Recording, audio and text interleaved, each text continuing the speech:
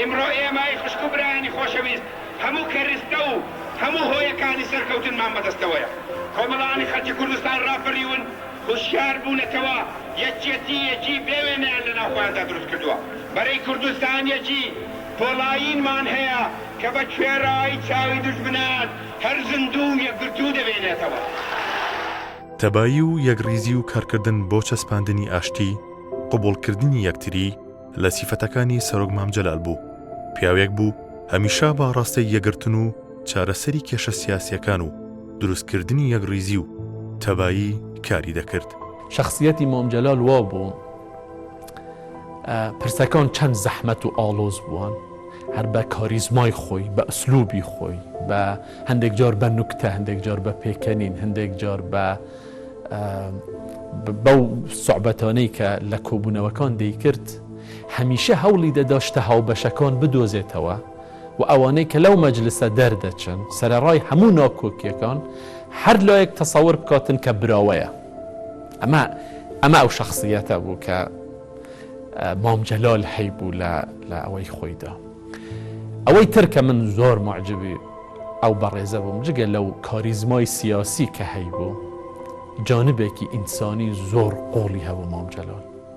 لە ڕووی ئینسانیەوە من تەسەور ناکەم کەم کەس هەبووە وەکو مامجەلال بێ. تاڵەبانی بە حەکیمی چارەسەری قەیرانە سیاسیەکان و پرسە گرنگەکان و چارە نووسازەکان و ئاڵۆزەکانی دەکرد. ئەو ئەندازیاری کرانەوەی گرێکوێرە سیاسیەکان بوو، داهێنەر بوو لە سیاست و پەیوەندیەکاندا. برادرانی یەکەتیش دژی ئەو بڕیارەی ئەو بوون، بەڵام هات هەندێک پێیان وا بوو ئەمە شکستە، ئەمە دروست نییە، بەڵام ئەو دەیگوت لە پێناو ئەوەی کە کێشەی ناوخۆی کورد هەڵ ببێ و خوێنی کورد نەڕژرێ هەرچی شتێک پێویست بێ من دەیکە. لە چارەسەری گرفتەکانی نێوان هێزە سیاسیەکاندا هێوێنی تەبایی و یەخستنی نێوماڵی کورد بوو. ڕۆڵێکی دیاری هەبوو لە مێژووی خۆیدا. نزیکەی 50 ساڵی خەباتی شار و شاخی کرد. هەمیشە هەوڵی ئەوەی داوە کە پەیوەندیەکی پتە و لەگەڵ هێزە سیاسیەکانی تری کوردستان پتەوتر کات و تەنانەت بەرگریکاری هێزە سیاسیەکانی تریش بوو.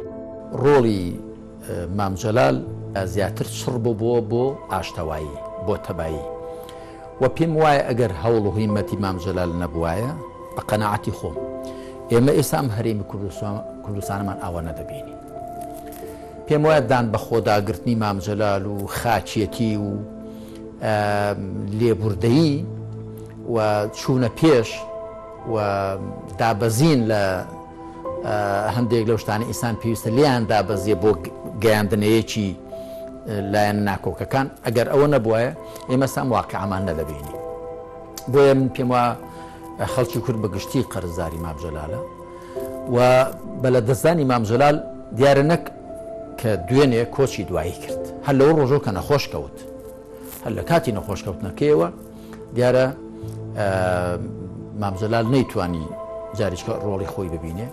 بۆیە هەندێک لە هێزە سیاسەکانی هەرێمی کوردستان پێیان وابوو مامجەلال پارێزەری دیموکراسی و مامجەلال و حیزبەکەی مامجەلال هۆکاری مانەوەی دیموکراسی و پاراستنی هێزە سیاسیەکانی ترن. مامجەلال تایبەتمەندێکی دیکەی پیاوێکی بە سەماحەت بوو، لێبوردە بوو، دڵگەورە بوو. ئەلبەتە من لەگەڵیدا بیرەوەریم زۆرن کە خەڵک هەبوو زۆر قەرزداری مامجەلال بووە، بەڵام کە داوای لێکراوە تەکلیفی لێکراوە و لێبوردن و بەخشینی پێوەکو ئاو خواردنەوە بوو.